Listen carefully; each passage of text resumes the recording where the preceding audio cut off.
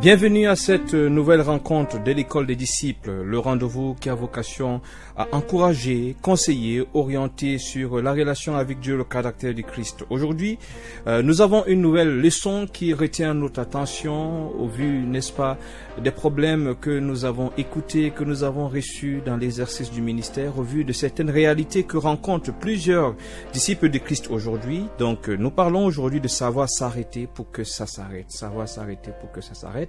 Il y a, n'est-ce pas, dans la vie de chaque disciple, un moment où il y a des événements, des situations, des phénomènes qui attristent, qui énervent, qui irritent, des phénomènes qui se répètent sans que on sache exactement d'où ça vient, comment en sortir, des phénomènes, des situations qui ont tendance, n'est-ce pas, chaque fois à éclabousser notre paix, à éclabousser notre tranquillité, et pour lesquels, alors face auxquels généralement on se retrouve abattu, on lève un peu la tête et puis on tombe et puis voilà, ça recommence.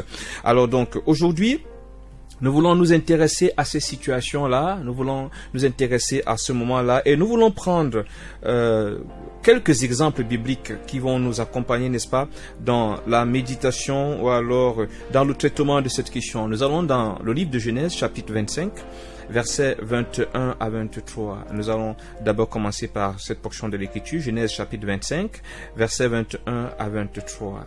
Isaac implora l'Éternel pour sa femme, car elle était stérile. Et l'Éternel l'exauça. Rebecca, sa femme, devint enceinte. Les enfants se heurtaient dans son sein, et elle dit, « S'il en est ainsi, pourquoi suis-je enceinte ?» Elle alla consulter l'Éternel. Et l'Éternel lui dit, « 2 nations sont dans ton ventre, et 2 peuples se sépareront au sortir de tes entrailles. Un de ces peuples sera plus fort que l'autre, et le plus grand sera assujetti au plus petit. » Nous voulons, avant bien sûr d'exploiter cette portion de l'Écriture, rappeler un verset qui nous est cher et que nous avons rappelé récemment dans le forum de l'école des disciples, Hébreux chapitre 10 verset 19, que nous allons quand même lire dans la version du français courant. « Ainsi, frères, nous avons la liberté d'entrer dans le lieu très saint grâce au sang du sacrifice de Jésus. » Je voudrais nous rappeler que le sacrifice du Seigneur nous a donné un accès libre et permanent auprès du Père, c'est-à-dire auprès de toutes les réponses, auprès de toutes les solutions, parce que notre Père a toutes les réponses à toutes les questions, il a toute solution à tous les problèmes que nous rencontrons. Avant, c'était difficile parce qu'il y avait le pavé extérieur, le lieu très saint, ainsi de suite. Il y avait tellement de limitations. Mais avec ce que Christ est venu accomplir, aujourd'hui, nous avons un accès direct. Comme on dit parfois un peu, nous avons notre code d'accès qui nous permet justement de franchir toutes les barrières et d'aller directement là où se trouve le grand décideur qui est notre papa. Donc ça, je voudrais que nous ne perdions pas de vue ce verset. Nous rappelons, c'est Hébreux chapitre 10, verset 19. Et là, nous avons lu dans la version du français courant. Donc, nous revenons. La Bible nous dit que Isaac a imploré l'Éternel pour sa femme. Elle était stérile. Elle est devenue donc enceinte. Et Rebecca, donc, a 2 enfants qui se heurtent dans son sein. C'est une situation qui l'inconforte. Nous allons partir de là. Cette situation l'inconforte. Rebecca, certainement, on imagine qu'elle a dû certainement se plaindre à gauche, se plaindre à droite, se confier à X, se confier à Y. Mais ça ne suffisait pas. Qu'est-ce que Rebecca décide de faire? Rebecca s'en va consulter l'Éternel. Et l'Éternel lui répond. Ça, c'est l'attitude des gens pour qui Dieu est justement l'abri, Dieu est le lieu sûr. Le premier recours auquel justement nous avons affaire, ou alors vers lequel nous allons, indique en réalité vers ou alors d'où nous tirons notre sécurité ou où nous croyons que se trouve notre sécurité. Ceux pour qui la sécurité c'est Dieu savent justement revenir en arrière, savent, n'est-ce pas, se dire non, mais au lieu que je continue à me torturer l'esprit, à vouloir comprendre ce que j'ai du mal à comprendre, à vouloir endurer cette situation, je m'en vais voir celui qui sait tout. Il y a ce phénomène que je rappelle généralement et qui devrait vraiment nous interpeller. Dans le cas, par exemple, notre pays comme le Cameroun, il y a, nous avons des gens qui, quand ils ont du mal à avancer. Les autres pays, je ne sais pas trop, je ne parlerai pas. Quand ils ont des difficultés dans les activités, ainsi de suite, ils savent qu'ils s'arrêtent. Certains vont dire, je m'en vais au village, ils vont consulter leur Dieu, tout ce en quoi ils croient. Mais c'est impressionnant de voir que ceux qui disent que Dieu est souverain, Dieu a la solution à tout, n'ont pas pour réflexe de s'arrêter, de dire, non, là, ça va plus, je m'en vais vers celui qui a toutes les réponses, vers celui justement qui sait tout, qui voit tout, celui qui voit au-delà de mon petit niveau de de raisonnement et de toute la logique que je peux justement investir pour comprendre ou me sortir justement de cette situation. Non seulement Rebecca prend cette décision de consulter le Seigneur, nous allons voir que le Seigneur lui répond. La question qu'on se poserait, si Rebecca n'était pas allée voir Dieu, aurait-elle reçu la révélation sur l'avenir des enfants qu'elle portait? Aurait-elle reçu la révélation justement des dispositions divines concernant les enfants qu'elle portait dans le ventre? Il a fallu qu'elle se rapproche de Dieu pour que justement Dieu puisse lui parler. Il faudrait que nous le comprenions et nous allons voir que, c'est vrai, on va rappeler, c'est Isaac qui a imploré l'Éternel, mais la personne qui va avoir la révélation de Dieu concernant ses enfants, c'est justement Rebecca qui va avoir, n'est-ce pas, cette sagesse de s'approcher du Seigneur. Ça, c'est la première portion de l'Écriture, nous allons certainement revenir là-dessus. Nous allons prendre une deuxième portion, elle est plus longue cette fois-ci. Nous sommes dans 1 Samuel, chapitre 1, verset 6 au verset 18. 1 Samuel, chapitre 1, verset 6 au verset 18. Nous lisons dans la version du français courant. Alors, quand Pénina, l'autre femme, elle cherchait sans cesse à vexer Anne pour l'humilier de n'avoir pas d'enfant. Elle cherchait à vexer Anne, à appuyer là où ça fait mal, à torturer son esprit, à torturer son âme. Et à chaque année, lorsque Anne se rendait au sanctuaire du Seigneur, la même scène se répétait. C'était une habitude, c'était un tourment permanent. Cette douleur revenait. Pénina prenait un vilain plaisir à la torturer, à la mortifier, à la blesser, et ce de façon répétée. À chaque occasion, elle revenait faire la même chose. Anne subissait la même humiliation, elle ressentait la même douleur. Une année, comme Anne se mettait à pleurer et ne voulait rien manger, donc après avoir subi une énième humiliation de Pénina, sa co-épouse, son mari lui demanda, « Anne, pourquoi pleures-tu? Pourquoi ne veux-tu rien manger? Pourquoi es-tu si triste? Est-ce que je ne vaux pas pour toi que 10 fils?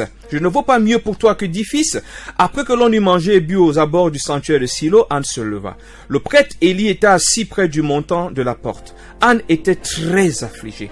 Tout en pleurs, elle pria le Seigneur. Je vais m'arrêter là parce que je veux interpeller. C'est quelque chose, c'est une difficulté. C'est comme si c'est difficile un peu de le faire comprendre aux croyants contemporains. Bien-aimés, les pleurs que vous versez hors de la présence de Dieu ne vous grandissent pas. Mes sœurs, mes frères, les pleurs que vous versez hors de la présence de Dieu ne vous grandissent pas. Ça ne vous grandit pas. Ça ne vous aide pas. Ça vous soulage, mais ça ne vous apporte pas de réponse. Ça ne règle pas vos problèmes. Les pleurs que vous partez verser auprès des hommes ne changent rien à votre situation. Peut-être ponctuellement. Et parfois on verse même des larmes. On va verser des larmes devant Satan. Non, ça n'aide pas. Ça n'aide pas. Tout en pleurs, elle pria le Seigneur. Elle pria le Seigneur dans ses pleurs. Elle avait certainement remarqué que, à un moment, ça devient compliqué. Je vais parler à mon mari, il va me consoler, ça va passer un instant, il va me faire des cadeaux. Mais la réalité demeure. Ça ne change pas. Attention, à vous qui à chaque fois, vous voulez toujours, n'est-ce pas, ces friandises. Oui, ça va vous consoler une minute, mais est-ce que ça règle le problème? Le problème n'est pas réglé. Là, dans l'instant, là, ça a eu l'effet peut-être d'une drogue, ainsi de suite. La douleur est apparemment partie, mais le problème n'est pas réglé. Le problème demeure. Alors, donc, nous continuons notre lecture. Elle pria le Seigneur en prononçant cette promesse. Seigneur, Dieu de l'univers, vois combien je suis malheureuse, ne m'oublie pas, aie pitié de moi. Donne-moi un fils, je m'engage à le consacrer pour toujours à ton service. Ses cheveux ne seront jamais coupés. Anne pria longuement. Élie l'observait, il voyait ses lèvres remuer, mais n'entendait aucun son, car elle priait intérieurement. Élie pensa qu'elle était ivre et lui dit, « Resteras-tu encore longtemps dans cet état, va faire passer ton ivresse ailleurs. »« Non, je ne suis pas ivre, répondit Anne. Je suis une femme malheureuse, mais je n'ai pas bu. Je suis ici pour confier ma peine au Seigneur. Pour confier ma peine. Cette histoire dépasse mon mari Elkana. Cette histoire dépasse mon raisonnement. Cette histoire, j'ai tourné ça dans tous les sens. J'ai bu toutes les potions. Ça devient trop compliqué. Cette peine, j'en ai marre. À son époque, il n'était pas encore dit, venez à moi, vous tous qui êtes fatigués et chargés. Mais elle savait déjà, là où il faut aller quand on est fatigué, quand on en a marre, quand ça devient trop, quand c'est trop compliqué, quand on ne comprend plus rien, quand ça a dépassé toutes nos stratégies et puis tout notre raisonnement.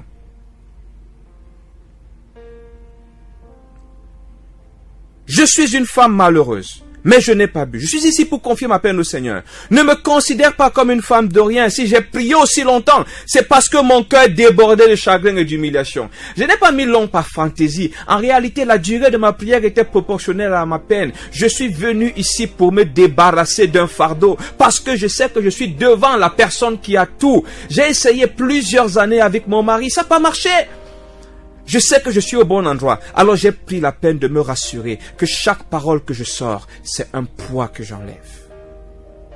Alors Élie déclara, va en paix et que le Dieu d'Israël t'accorde ce que tu lui as demandé. Et toi, répondit-elle, garde-moi dans ta bienveillance. Elle s'en alla et accepta de manger. La tristesse avait disparu de son visage. La tristesse avait disparu de son visage. Alors, tout à l'heure, nous disions à l'entame de l'émission que de la rencontre que, en réalité, il y a ces situations qui se répètent, pour lesquelles, à un moment, il faut savoir s'arrêter. Ça, c'est le cas de Anne. Chaque année, Pénina l'a mortifiée. Chaque nuit, il y a le même phénomène de couche de nuit. Chaque nuit, il y a le même phénomène de nourriture de nuit. Tu as vu tous les prophètes, tu as reçu toutes les huiles. Chaque début du mois, le même phénomène se produit. Chaque début d'affaires, chaque début d'opportunité, la même histoire se répète. Tu as tourné, oui, c'est à cause d'un péché, tu as fini avec, tu as réglé le péché, le problème est toujours là. Il y a un problème que nous avons à notre époque, c'est la culture de la superficialité. On n'aime pas aller en profondeur. Mais nous allons voyager dans la Bible pour voir comment ceux qui nous ont précédés dans la relation avec Dieu avaient l'habitude de gérer. Et en même temps, ça nous révèle une réalité. Nous ne sommes pas les premiers à vivre des douleurs, à vivre des troubles, à vivre des tourments face auxquels nous sommes impuissants, face auxquels les calmants ponctuels ne suffisent plus. Les bonnes paroles de consolation des frères, des personnes qui nous aiment ne suffisent plus. Ça va opérer un temps. Mais la réalité demeure et n'a pas changé. Nous ne sommes pas les premiers. Longtemps avant nous, les gens ont vécu cela. Ça, c'était le cas de Anne. Vous me direz c'est l'Ancien Testament. Je vais revenir dans le Nouveau Testament. Là, nous sommes dans 2 Corinthiens chapitre 12, versets 7 à 9. C'est l'histoire de l'apôtre Paul. Ça, c'est le Nouveau Testament. Nous allons lire dans la version du semeur. Voilà ce que nous dit la parole. D'ailleurs, parce que ces révélations étaient extraordinaires pour me garder de l'orgueil, Dieu m'a imposé une épreuve qui, telle une écharpe, tourmente mon corps. Elle me vient de Satan qui a été chargé de me frapper pour que je ne sois pas rempli d'orgueil. Au sujet de cette épreuve, j'ai prié par 3 fois le Seigneur de l'éloigner de moi. Mais il m'a répondu, ma grâce te suffit, c'est dans la faiblesse que ma puissance se manifeste pleinement. C'est pourquoi je me vanterai plutôt de mes faiblesses, afin que la puissance de Christ repose sur moi. Je voulais déjà attirer notre attention sur un fait. Si Paul est capable d'analyser, de présenter ainsi ce qu'il vit, ça veut dire qu'il a accompli. Je nous rappelle, c'est Paul qui dit que Dieu m'a imposé une épreuve. Mais de manière manifeste, ça peut ne pas être une épreuve. Ça ressemble à quelque chose. J'ai souvent demandé aux gens, ok voilà, tout le monde est en train de dire, oh voilà, ça va faire 10 ans que tu n'arrives pas à trouver le boulot, vraiment, il y a une malédiction qui pèse, tu n'as pas fait ci, tu n'as pas fait ça. Et souvent je pose la question, bon mais toi, qu'est-ce que tu penses de ta situation? Qu'est-ce que tu dis? Qu'est-ce que tu dis? Parce que souvent, nous avons abordé sur une émission où nous parlions justement de l'intimité avec Dieu, au-delà des mots, au-delà des clichés, au-delà de « j'ai fait 2 heures de prière ». Cet accès que nous avons, dont Hébreu nous parlait tout à l'heure, c'est également pour que nous ne continuions pas à subir certaines choses sans savoir de quoi il s'agit. Nous avons un Père qui n'a pas autre occupation. Dieu n'a plus à crier, il a fini son travail. Donc il n'a pas autre occupation que nous écouter, veiller sur nous, réagir dans notre vie. Il n'a pas quelque chose à aller créer quelque part. Il n'a pas une autre occupation. Mais nous avons aujourd'hui des enfants de Dieu qui continuent depuis 5 ans, depuis 10 ans. Ce sont les autres qui racontent. Ils ont 1000 versions extérieures de l'analyse, de l'identification de ce qu'ils sont en train de subir. Mais eux-mêmes sont de grands jeûneurs, de grands prieurs. Ils ne sont pas capables de dire. Voici, c'est Paul qui décrit. C'est-à-dire que, essayons d'imaginer que Paul, supposons que c'est le célibat. Prenons ces choses pour lesquelles les gens viennent crier après qu'ils ont été victimes d'abus chez les hommes de Dieu, ainsi de suite. Questions qu'ils peuvent régler grâce au prix que Christ a payé. Alors, prenons cet exemple. Paul est célibataire depuis 20 ans. À un moment, Paul en a eu marre quand même parce que ça devient pesant. Aujourd'hui, Paul peut nous dire, en réalité, le célibat que je vis est une épreuve de Dieu, donc voici l'objectif.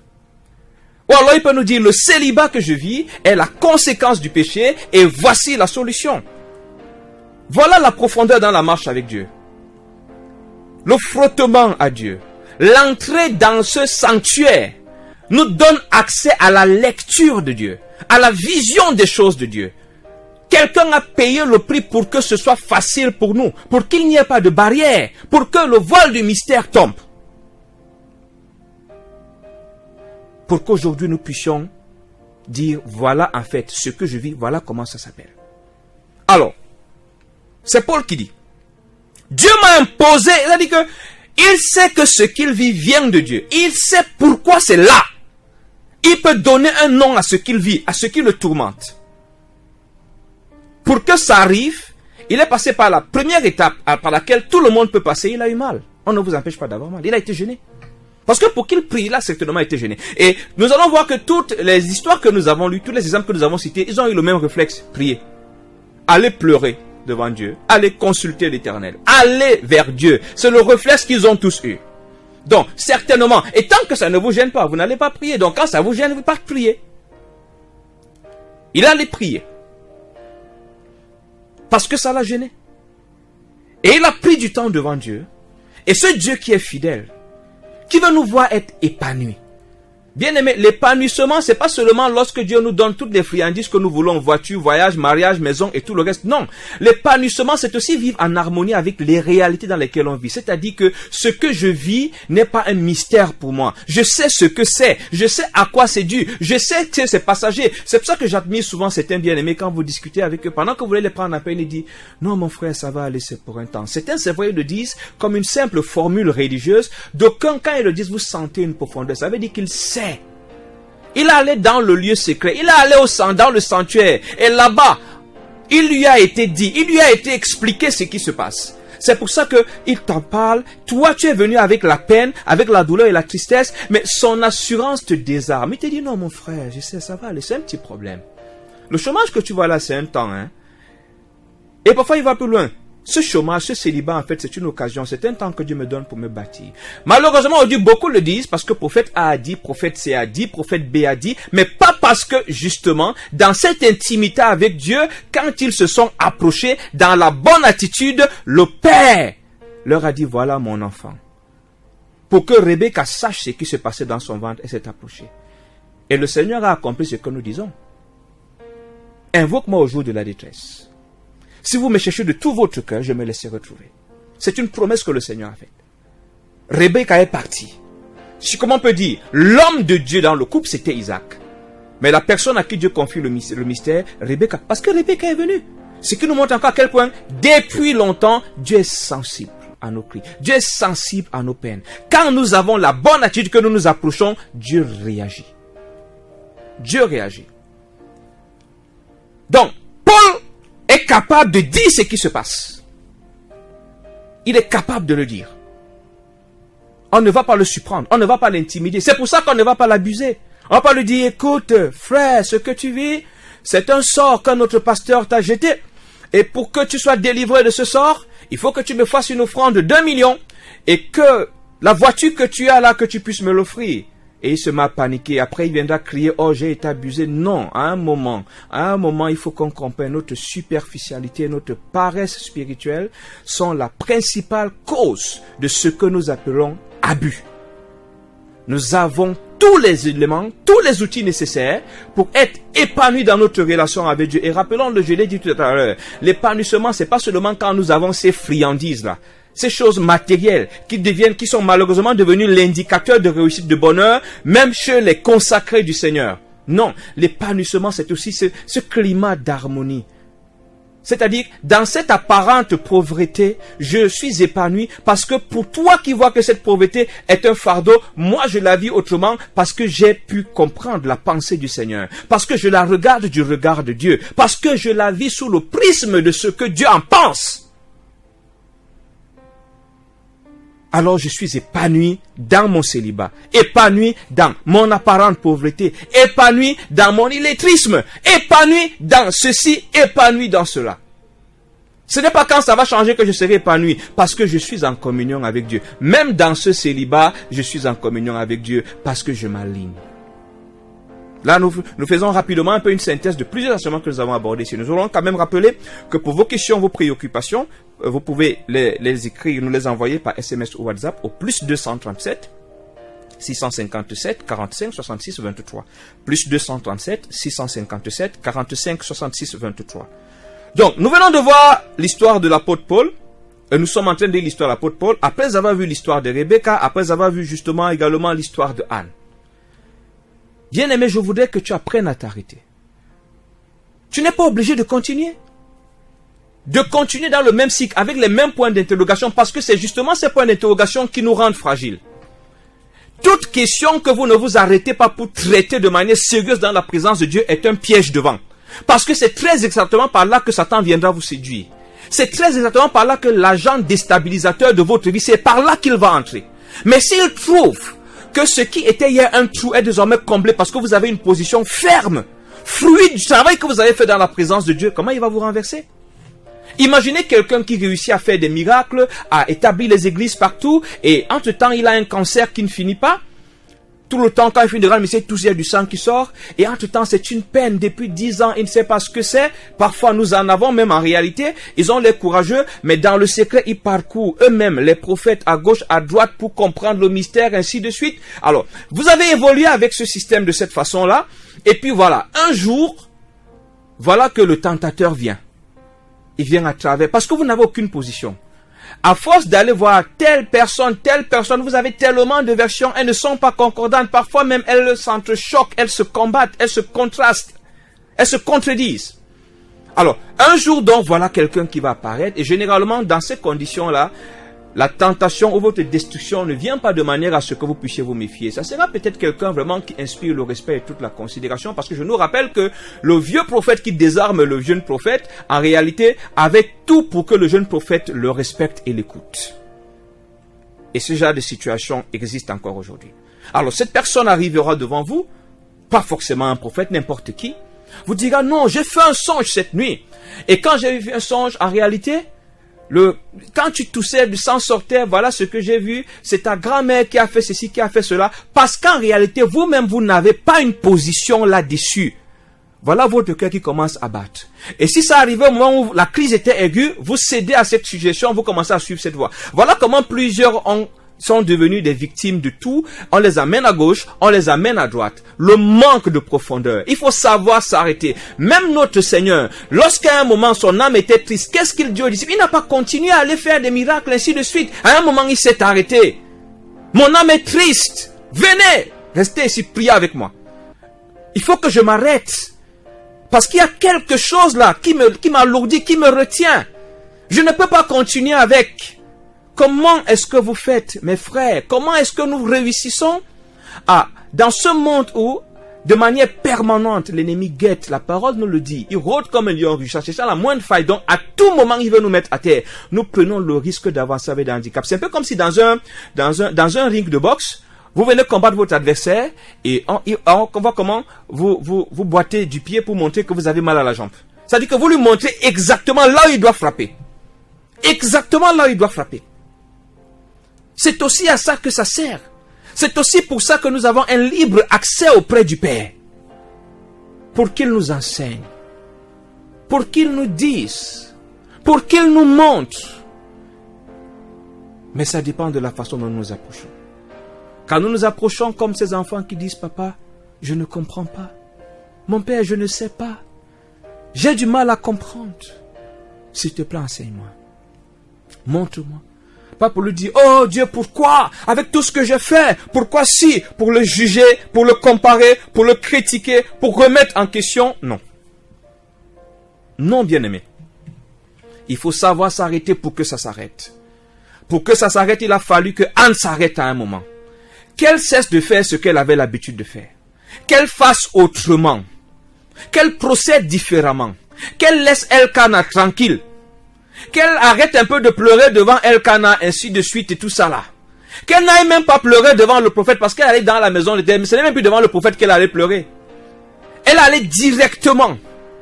Et tellement elle était déterminée que même le grand prophète n'a pas pu se rendre compte à quel point cette femme était tourmentée et elle était en train là de libérer son cœur, de libérer son âme devant Dieu. Même le grand prophète n'y a vu que du feu. Il faut savoir s'arrêter. Le grand apôtre Paul s'est arrêté. Et il n'a pas continué parce que l'onction le porta à faire des miracles. Même lui, il s'est arrêté. Et là, dorénavant, l'écharpe n'était pas partie, mais il était capable. Il vivait désormais en harmonie avec cette écharpe. Il savait, il connaissait la nature de cette écharpe, le but de cette écharpe. Il faut savoir s'arrêter pour que les choses s'arrêtent. Nous allons nous arrêter là pour aujourd'hui, mais nous rappelons que l'école des disciples, c'est également une page Facebook, École Disciples en un mot, donc au pluriel, École Disciples. C'est également un groupe WhatsApp accessible à tous au 694 89 631 plus 237 694 89 631. L'école du type, c'est aussi un programme d'accompagnement, de conseils personnalisés, de suivi personnalisé.